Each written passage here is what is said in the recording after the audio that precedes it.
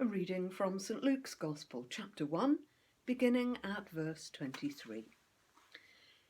When Zechariah's service in the temple was over, he went home. Soon after that, his wife was expecting a baby, and for 5 months she did not leave the house. She said to herself, "What the Lord has done will keep people from looking down on me." 1 month later, God sent the angel Gabriel to the town of Nazareth in Galilee with a message for a virgin named Mary. He told Mary, "Don't be afraid. God is pleased with you, and you will have a son. His name will be Jesus. He will be great and will be called the Son of God Most High. The Holy Spirit will come down to you, and God's power will come over you. Your relative Elizabeth is also going to have a son, even though she is old. No one thought she could ever have a baby, but in 3 months she will. Nothing is impossible for God." Mary said, "I am the Lord's servant. Let it happen as you have said." A short time later, Mary hurried to the hill country of Judea. She went into Zechariah's house, where she greeted Elizabeth. When Elizabeth heard Mary's greeting, her baby moved within her.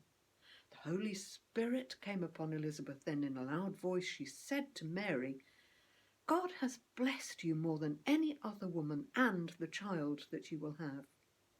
Why should the mother of my Lord come to me? As soon as I heard your greeting, my baby moved within me. The Lord has blessed you because you believed that he will keep his promise."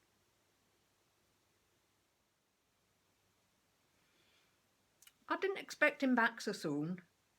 It's a long way, that.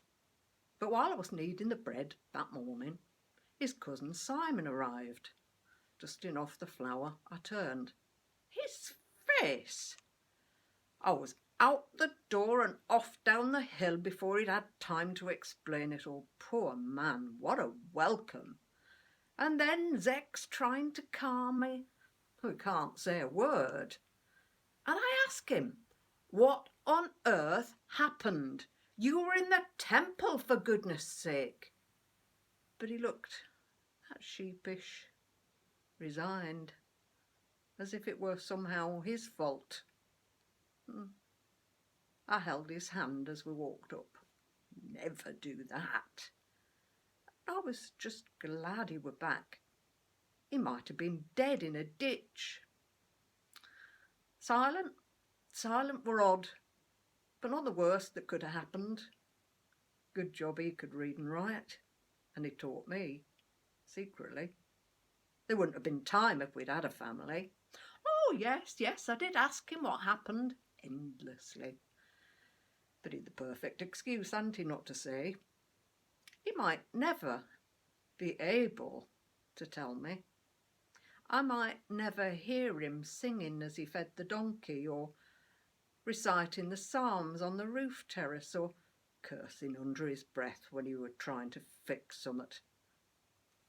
Strange, isn't it, how trauma either unites or divides, isn't it? With us it were the former. We hadn't been so close in years. That were probably my doing. Felt I were no sort of a wife for a good man like him. They all talked about us, you know. Small towns, they gossip. Holy Joe, well, that were predictable. Baron Betty, you weren't like it either. And then that moniker didn't quite fit anymore. But we kept it quiet. Some of us quieter than others. That was when he first let on about that day in Jerusalem. When I told him that I thought maybe I might be wrong, but his face lit up like an oil lamp and he made a grab for his writing tablet. The angel told me. Pardon? Well, he could hardly say it a bit louder, could he? But he nodded more vigorously than our old donkey, grinned from ear to ear, and suddenly we were dancing round the room just like a couple of kids. I stayed indoors after that. Months of lockdown. Zek did the chores, that were first. The neighbours talked. Who cares? He was still mute. He did manage a mime at that angel moment. Had me in fits. He wrote down some of the conversation too, but I'm sure it wasn't the whole 9 cubits. Our child, ours, preparing people for the Lord. Then she came, out of the blue one afternoon. I hadn't seen her since she were about that big. She wasn't much more than that then. Mary, my little cousin. The light were behind her as she stood in the doorway, and I turned, pulling at me tight frock. That name was the only thing that didn't fit any more. I wondered if it were going to be a nosy neighbour, but as she spoke, the child, usually so still, gave an almighty lurch. She must have seen it, but she didn't look a bit surprised. I felt like he were trying to break out all by himself, and suddenly a great torrent of words pouring out of me like the Jordan, bubbling up like a spring in the desert.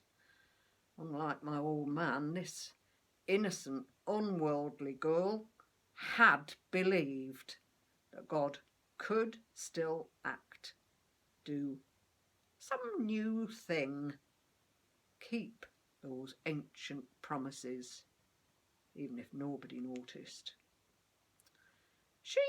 She would be in danger now. Stoning were the price for unwed pregnancies. Why were the women always to blame? Well, and he wrote this would be a safe house. For her. For them. Mary had said nothing. Not then. There were no visible sign, but I knew.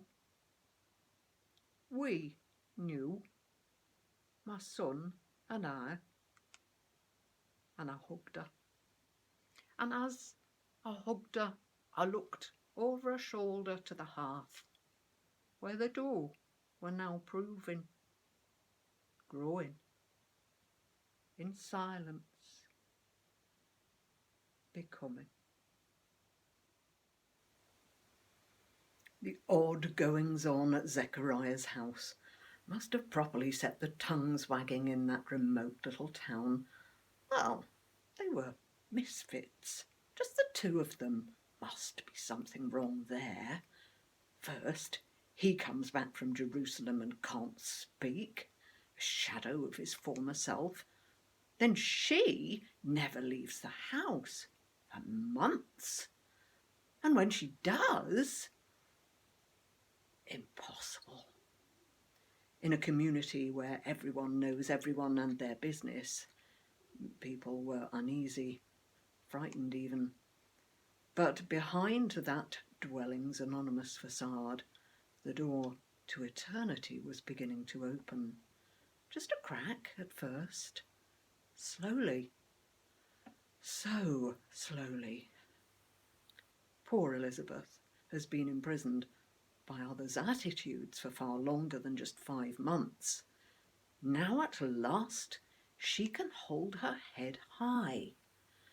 God's way of working with the marginal, with those past hope, with the foolishly faithful, like Abraham and Sarah, for example, often yields extraordinary results, game-changing.